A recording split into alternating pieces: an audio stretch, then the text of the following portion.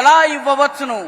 గతంలో కూడా మోదీ 17,000 కోట్ల రూపాయలను నిజమైన హక్కుదారులకు పంపించారు.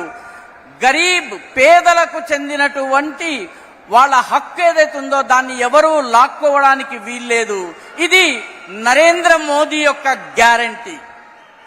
आज Bharat reform, perform and transform के मंत्र पर चलते हुए तेज गति से विकास कर रहा है। आपके एक सही वोट ने समस्याओं को संभावनाओं में बदल दिया है। आज पूरी दुनिया भारत को लेकर पॉजिटिव है। ऐसे में आंध्र प्रदेश के लोगों को भी कांग्रेस और वाईएसआर कांग्रेस की नेगेटिविटी से दूर रहना है, बीजेपी एनडीए के साथ जुड़ना है।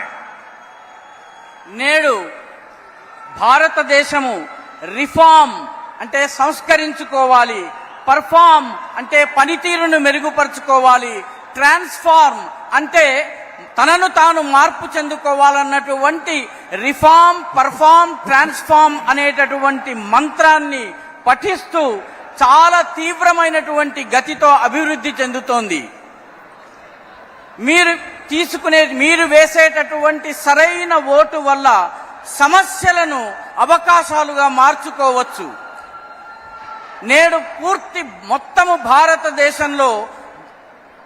భారతదేశం గురించి యావత్ ప్రపంచము పాజిటివ్ గా ఆలోచిస్తోంది.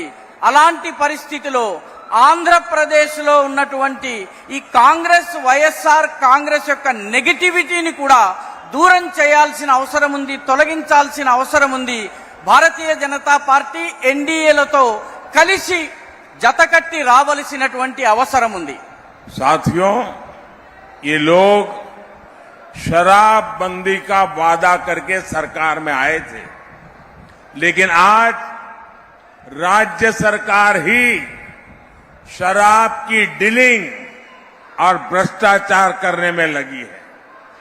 यहां शराब का बड़ा सिंडिकेट चल रहा है और कहने वाले कहते हैं कि आज आंध्र सरकार सैंड माफिया और शराब माफिया ही चला रहे हैं। वाईएसआर कांग्रेस सरकार में भ्रष्टाचार फुल स्पीड में है, लेकिन विकास कार्यों पर ब्रेक लगा हुआ है।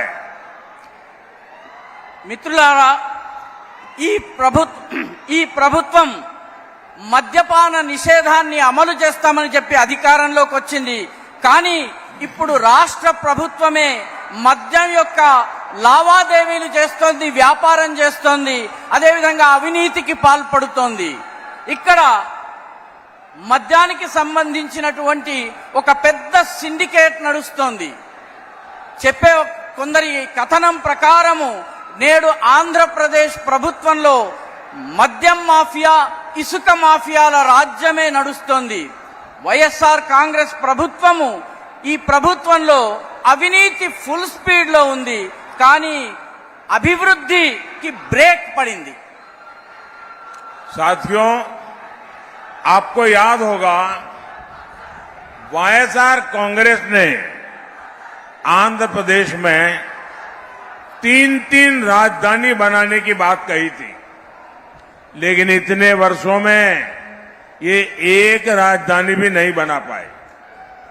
3 राजधानियों के नाम पर ये लोग बड़ी लूट के चक्कर में थे, लेकिन उसके पहले ही सरकार का खजाना खाली कर दिया है।